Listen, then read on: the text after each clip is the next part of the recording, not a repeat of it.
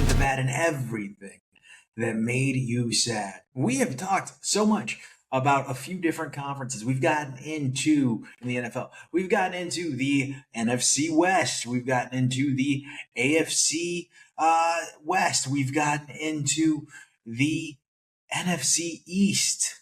And we need to keep moving through these conferences before we get to the regular season. And it's interesting because I really don't want to talk about Jaden Daniels because, like I said, we've already talked about the NFC East, but we we're forced to.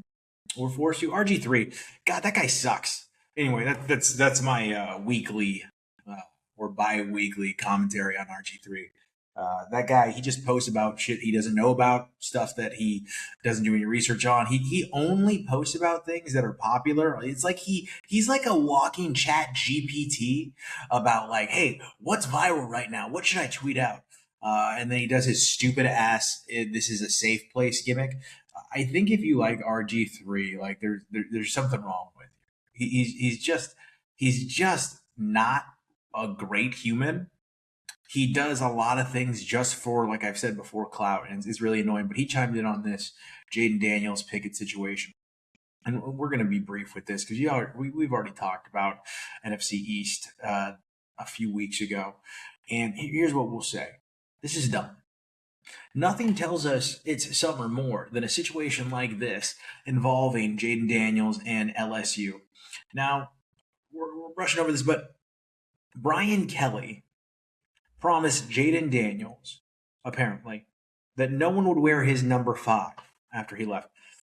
Jaden Daniels didn't really do a whole lot for LSU. He won a Heisman there, but he didn't. I think he went 10-3. I mean, look at what happened at Arizona State after he left Arizona State. Look at what the players did to his locker. Like it's weird because we've all watched the documentary series on Netflix, QBs, and we're gonna hopefully get to another one of the QBs on that series this week. But this is very clearly Jaden Daniels' mother who did this. I don't think Jaden Daniels has a whole lot to do with this. His mom pretty much runs his empire. And I think this is a huge miss and it's a bad look. And it's very funny. It's very funny that Lane Kiffin is kind of like, who cares? Who cares? Pickett's going to wear this jersey and I'm not going to stop him. And I don't think Jaden Daniels is going to stop him. And honestly, what have you done for me lately? And it's just one of the more interesting, uninteresting stories that tells us again that it is summer and there's not a whole lot going on. Like we had the Field of Dreams game happen again on Netflix. And other than that, we have to talk about Jaden Daniels and Pickett. And there's not really much to talk. Who cares? Who the hell cares? It's not even like he earned a retired jersey. It's not like players go through whole careers, or give substantial meaning to the university. Jaden Daniels went from Arizona State to LSU, went 10-3, and then went to the NFL. Had a good first season, was injured his sophomore season. Now, I think he's going to have a bounce back year. I do believe in this quarterback. But I honestly said his rookie year, I feel like he's going to get broken. He did his second year. It's you can call it a sophomore slump. I think that this guy is going to get hurt a lot. He's slight of frame. And I said that his rookie year. I will always proudly admit when I'm wrong about a player. He came out, he was amazing. He wasn't the one that I thought was going to be worse in that QB class, but I knew he was going to get hurt, and that worried me right away, and it should worry Commanders fans. Now, let's move on to the AFC East. We're going to talk a little bit about the AFC East this week, and hopefully we can move on to another conference if there's enough time. So AFC East houses the Jets and the Raiders' former quarterback, Geno Smith, that they had for a year. God, he was awful. He wrote back, I guess. I guess he did wrote back because he was terrible last year for the Raiders and not put in a great spot. Brock Bowers was hurt all year. Michael Mayer was going through some personal issues last year. The offensive line wasn't great. The coaching wasn't there. There was a lot wrong with the team, but that also looks more like the years in Seattle are more of an anomaly than the rule. Now, with Geno Smith. He's been bad most of his career, been a backup most of his career, and had a couple good seasons in Seattle. So the exception, right? Now he is on the Jets, who were terrible. Aaron Glenn looks like he's kind of trying to be a hard nosed, tough guy coach. And I don't know if it's working. I don't know if the team is responding to him. They unloaded a bunch of players, Sauce Gardner, Williams, last year. And the team is going to finish fourth. It's still the Jets. And there's not really anything to be excited about for this New York franchise. Maybe their uniforms. We'll see what their uniforms look like, because this franchise is terrible year in and year out. And if it wasn't for the Mark Sanchez years, they would have nothing. And nothing since Namath, right? Nothing since Namath. This team is a nowhere team. They're going to continue to go nowhere. Geno Smith is not going to save them. And there's not much else to talk about here, right? I mean, you could disagree with me if you want, but if you're betting on the Jets over my take on the Jets, you're probably betting on the wrong side of history. The third worst team, I think, in this division is going to be the Miami Dolphins. Now, the Miami Dolphins are another team that saw a mass exodus and saw the Broncos. Whoo, they are mad at me, by the way. Broncos fans, I didn't realize how sensitive you were. That was cute. Guys coming out of the woodwork. You did not like the title of the last episode. It simply said the Broncos are overrated and overhyped. Goodness, because they are. They're not winning a Super Bowl this year. There's nothing wrong with that. That's not even that hot of a take. You think the Broncos are going to win a Super Bowl this year? You're crazy. All right? But now let's talk about the Dolphins, because yes, the Broncos did overpay for a Jalen Waddle who's often injured, adding another player to their walking wounded over there in Denver from Miami. Now, the only player that really stayed in Miami and is going to play for this new regime, this new head coach in Miami, is Devon Achane, who's great. And they drafted a new lineman to help him out. Unfortunately, the reports from camp are that he is getting busted down by backup defensive line. Now, there is a learning curve from college to pros, and it's probably an even bigger learning curve when you're playing on that offensive line. But it's not looking promising for the Miami Dolphins, who also just picked up Malik Willis. They don't have anyone for him to throw to. They only have Devon Achane, and they don't really have a great offensive line, which is really something that has plagued them over the last 30 plus years. Not having an offensive line has been something that has really hurt the Miami Dolphins franchise. One's great, one's proud, but we're talking about the 70s, much like my Raiders. Awful. They haven't been good in a long time, but at least they've been to a Super Bowl in this century. Okay? They've been to the playoffs at least in the last decade. They didn't do anything, but at least they did it.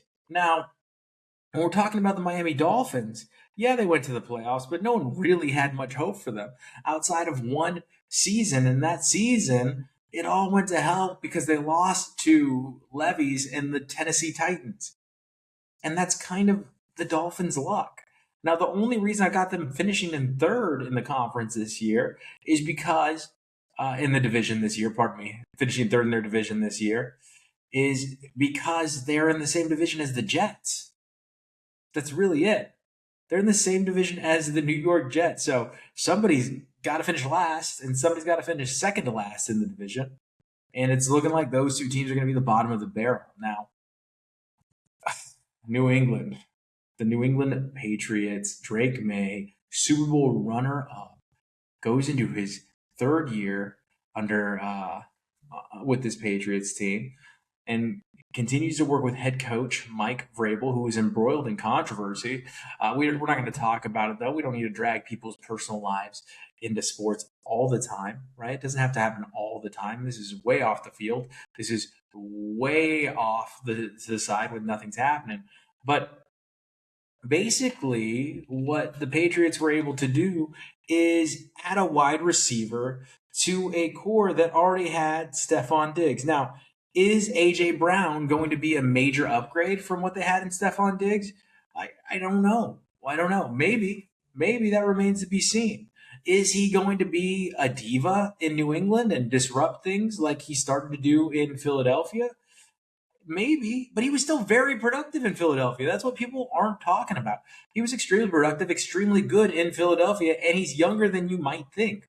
So, with AJ Brown going to New England, does this change things? Does this give them that player that can take them to the next level, get them a Super Bowl win? I don't think so. I think they had one of the easiest paths to the Super Bowl we've seen in a long time. Just playing through injured quarterbacks, playing through teams like the Denver Broncos, playing through teams that weren't going to win the Super Bowl if they got there anyway. And then they ran into one of the two best teams in the NFL all year, right? The Rams and Seattle were the two best teams in the NFL all year long. And you had to play one of them, and you probably weren't going to win. And they didn't. And this doesn't get them over the hump. This isn't going to be a move that takes the Patriots to the next level. However, they are going to be a playoff team this year. They're still going to be tough. I rate Mike Vrabel as a head coach. I don't know what's going to be going on this year with everything that he's going through. I don't know how he's going to navigate this situation, but what I will say is he's always shown to be a very, very good head coach. Whether it be in Tennessee or New England, he hardly has a misstep outside of this controversy that happened over the summer. And it didn't have anything to do with the way he had his players prepared, and it didn't have anything to do with anything that was happening on the field. That being said, I still think the last thing we're going to talk about here, the Buffalo Bills, it's now or never. Josh Allen's got his guy in Joe Brady in the head coach chair. They got McDermott out of there. McDermott was doing nothing anymore. His voice had grown stale. And they said, you know what, Josh, we're going to put your guy in here. We're going to give you your guy. But this is the year we've got to see something out of you. They went out and got DJ Moore, who may not be the best pickup of the offseason, but he's definitely one of the better targets he's had. He's probably right just a tad below maybe Stephon Diggs, but a tad above Stephon Diggs in athleticism. I would rate his athleticism higher than I'd rate Stephon Diggs' athleticism. So that gives them an interesting weapon. They got a healthy Cook. Let's see how long he can stay healthy. They got healthy Ed Oliver back on defense. Let's see what this team is capable of, because I truly believe that last year should have been the year for Josh Allen and the Buffalo Bills, and they didn't take advantage of it. And I'm hoping that stung a little. Truly, I'm hoping that stung a little, and that they're not going to let that happen again. That they're not going to let an opportunity slip through their fingertips where everybody is down and all they have to do is go out and win. That's all they had to do, go out and win. They were the team that we wanted to see. That was the quarterback we wanted to see going to Seattle. It wasn't Drake May. We wanted to see Josh Allen finally get over the hump, and not having to face the evil empire in Kansas City to do it was a big win for him. And all they did was take a big loss and not make it. I do have the Buffalo Bills winning the AFC East this year. I think that's a fantastic squad that's going to do a ton, by the way. But they have a tough schedule. They have a tough schedule. By the way, they have a tough schedule is what I wanted to say there. So we'll see if they can navigate that schedule. But if they can get through that tough schedule, they are going to be a team to contend with. But we all know that the NFL is a war of attrition. So they also got to stay healthy. And that was something they struggled with as the year went forward. So Buffalo Bills, 1. Patriots, 2. Miami, 3. And the New York Jets finish in a very familiar place, 4. All right, so we got a little bit of time left. So let's get into the AFC South, where we've got the Houston Texans, the Jacksonville Jaguars, the Indianapolis Colts, the Tennessee Titans. Now, we saw Denzel Ward on, again, the same docuseries as we saw with Jaden Daniels. And I like him. I like his attitude. I think he wants to go out there and win. The problem is, I don't know if this team can do it. I mean, they've got two teams on the come up, and then the Colts, who are enigmatic, right? They clearly have a good coach in Steichen. Daniel Jones looked really good playing for that team. They gave him a vote of confidence with a contract, and I don't see Denzel Ward, no matter how good he is, being able to do much with this Tennessee Titans team, especially because they didn't add a whole lot, and they needed to add everywhere. They really did. That team needs a little something in every single spot on the field. They need something at every level, and they just weren't able to add anything. to get some depth, to get some talent around Ward. So they're really heavily reliant on that guy making plays. And typically when that happens, you end up getting a guy hurt. That's my fear for this team. So I've got Tennessee finishing in fourth. There's not much to talk about there. They haven't done a whole lot. I love the new uniforms. I will say that. I love the new uniforms. But just like our fourth place team in the East, our fourth place team in the AFC South has one thing to look forward to: their uniforms. Now, the Colts. I do have them finishing in third. And I mean, like, I like Shane Steichen. I really do. And it was pretty amazing what they were able to accomplish last year. And when Jonathan Taylor is rolling, this team does very well. They are a good ball control team that is able to manage games well and then win them at the end. The problem is that gives you a very small margin of error. And I don't think that they're going to have enough to overcome it. They gave up Pittman, which was crazy to me. I thought he was a great target for Daniel Jones, big body wide receiver, and he's no longer there. I think that this team is going to have a tough run of it, and I think that that's because our number two team in the division, the Houston Texans, are going to turn it around. They have to. They have to. Stroud has to turn it around. And again, I will always own this stuff. His rookie year, CJ Stroud was amazing. And I had to take back what I said. I said there's never been an Ohio State quarterback that has had a good or great, let alone great, career in the NFL. And CJ Stroud, his rookie year, went up and lit it up and then came back down to earth his sophomore year and ended his season by throwing a ton of interceptions in the playoffs and costing an all-world defense a shot to continue moving on. There's a way to lose a game, and it's by continuing to give the other team the ball over and over and over again, and that's exactly what he did. Now, with the Houston Texans, though, let's go back to that defense. Stingley is phenomenal in the back, right? They have somebody at where the Titans don't have anybody at any level. The Texans have somebody at every single level. That team looks vicious. They look dangerous. And I think that CJ Stroud really wants to turn it around. To be fair to CJ Stroud, they didn't have a ton for him to rely on as far as offensive weapons were concerned. So that's going to change. He's going to get some people back healthy this year. I think that CJ Stroud, like I said, is going to take advantage of that. And I think that he's going to put in work. Everybody's making fun of his entering the building preseason uniform, his little outfit he was wearing. I'm not. This guy's all business now. That's what I see in CJ Stroud. He is ready to go. He is a player that knows that last year didn't go the way it was supposed to. He's kept it quiet, unlike he did after his rookie season. And now it's about the business. Now he understands that the NFL will adapt to you. All right. You're only going to catch them off guard once, and then you have to show up every single day and be great. And he wasn't able to do that last year. So this is his prove it year. His third year in the NFL is one that he truly, truly has to stand up and make something happen. He has to go out there and be one of the best quarterbacks in the NFL, like he says he is. And he does say he is. I'm excited to see what Anderson can do on the defensive side of the ball. I think that this team has a lot of QB sacks in them, especially with that secondary being so good at shutting down wide receivers. That just makes the quarterback take more time, sit back there, and that allows the defense to pin their ears back and go get him. And I really think Anderson's going to have a major season this year. I really do. I think this Texans team will be what the Broncos defense was last year. To give the Broncos a compliment, I do that lightly because their fans are awful. But I think that this Texans defense is going to be one that is phenomenal. And then we move on to our top pick, the Jacksonville Jaguars for the AFC South. I think that this is going to be a huge year for Liam and for Travis. Travis has put on weight and says he's faster. So Travis Hunter needs to show up this year. He needs to be that Heisman Trophy winner. Travis Hunter can be great on both sides of the ball, but he needs to focus on one.